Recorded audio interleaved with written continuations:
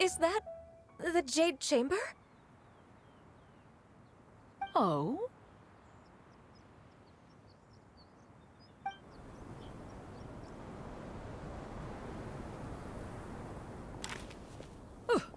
Who dares attempt such a flagrant display of impropriety by releasing a kite into one's territory without one's permission? Oh, and to do so by making use of this crude piece of mortal machinery. One simply must know who it is that possesses such impertinence. Continue attaching the strings, everyone. One will be but a moment. Cloud Retainer? Traveler, Paimon, could I trouble you to go after Cloud Retainer? Master's going to be okay, right? I'm more worried about the person who released the kite.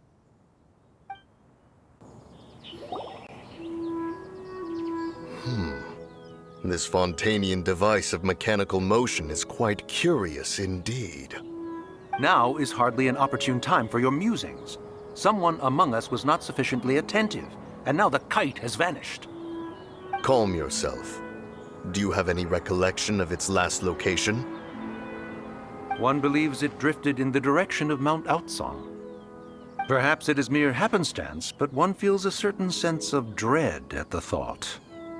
Your concern is misplaced, surely. Cloud Retainer is either in the city looking after her disciples, or secluded in her abode attending to her research. She will not notice that kite. On the subject of said kite, however, one simply must remark on the genius of its windless lift technology. One cannot help but surmise that its ingenuity rivals that of Cloud Retainer's creations. Still thy tongue. If Cloud Retainer were to hear you profess such a thing, we can both say farewell to any further use of the Supreme Cuisine Machine. One presumes that this kite belongs to you. Huh? Regard the situation with which we are now confronted. This is all your fault. One's fault? One seems to recall that releasing the kite was no solitary endeavor. Say something, Mountain Shaper. Surely you can think of something to appease her. Further explanation shall only fan the flames of her wrath. It would be better to stay silent and retire at the earliest opportunity. We can hardly avoid her forever. That may suffice during Lantern Rite. But what about the Moon Chase Festival? Sooner or later, she will discover our true identity. Hello? Go retrieve the kite. Absolutely not. You retrieve it. That is not our kite. Oh, so an adeptus such as oneself is mistaken then? Ah, you're an Adeptus? Please forgive us for any impropriety. I truly possess no inkling of who could have released a kite into your esteemed domain. Pray, who could be responsible for such wanton behavior? Verily, verily, we were but delighting in the surrounding scenery. This locale is home to such exquisite... mint!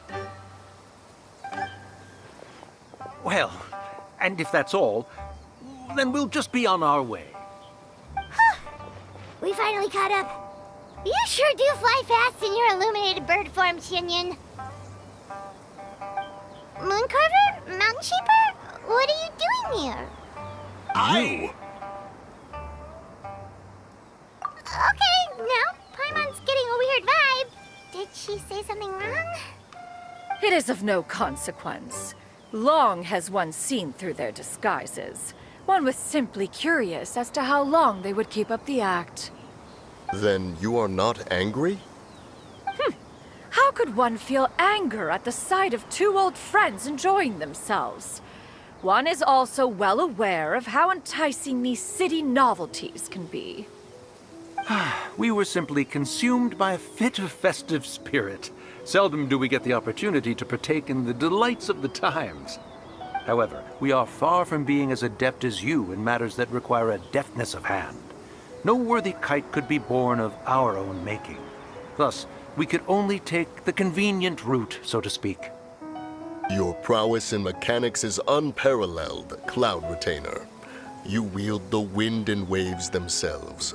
Your singular talent stands unmatched across the land. Of this, we are well aware. One has guests to attend to. We will have to convene again some other time. Traveler, Paimon, do try to keep up. We're leaving already? All this flying from place to place is wearing